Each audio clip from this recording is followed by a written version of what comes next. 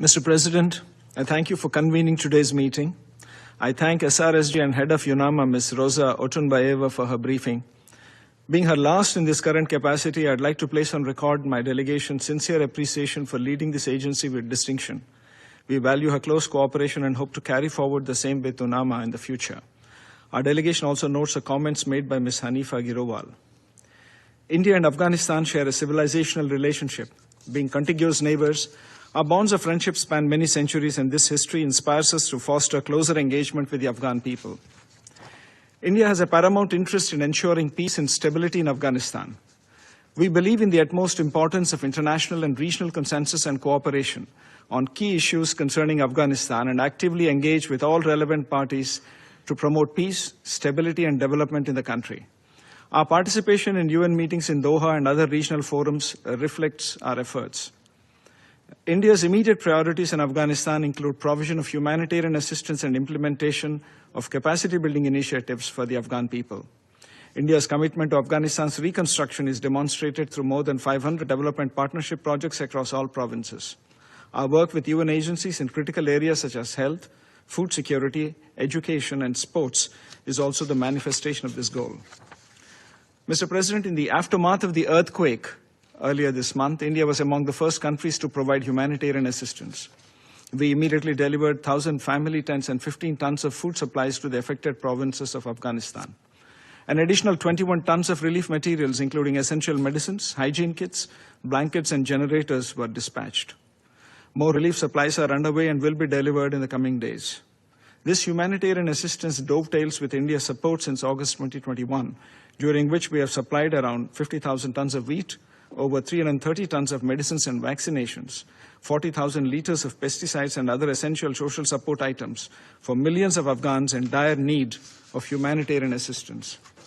In partnership with the UN Office on Drugs and Crime, we have provided 84 metric tons of assistance and medicines, 32 metric tons of social support items for drug rehabilitation programs, particularly those focused on women.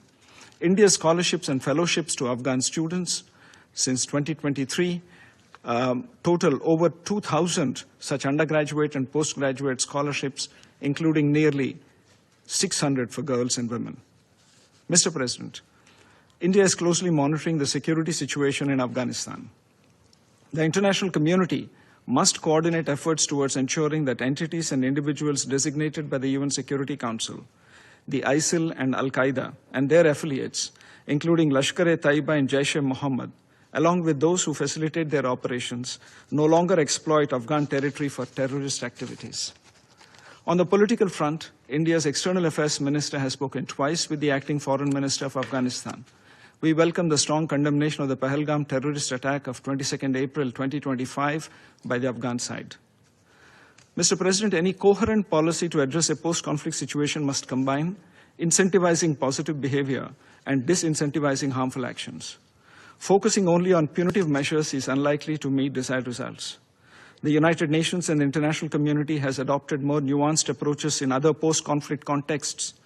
Afghanistan needs a fresh approach, with hitherto unused policy instruments to support its people who are in such a dire need. A business-as-usual approach is only expected to maintain the status quo, which is not good for Afghanistan and unlikely to meet the expectations of the international community for the people of Afghanistan. After more than 4 years of living under a sanctioned regime, the Afghan people have not seen much scope for enhanced development assistance and cooperation. The most unfortunate earthquake has made the situation even more dire. This is the time for compassion, a time for lending a helping hand to millions of Afghans suffering under the yoke of poverty, disease, and hunger. In conclusion, I'd like to reiterate that our commitment to meeting developmental needs of the people of Afghanistan is non-negotiable. We will continue engaging with all relevant stakeholders and broadly support the international community's efforts towards a stable, peaceful, and prosperous Afghanistan.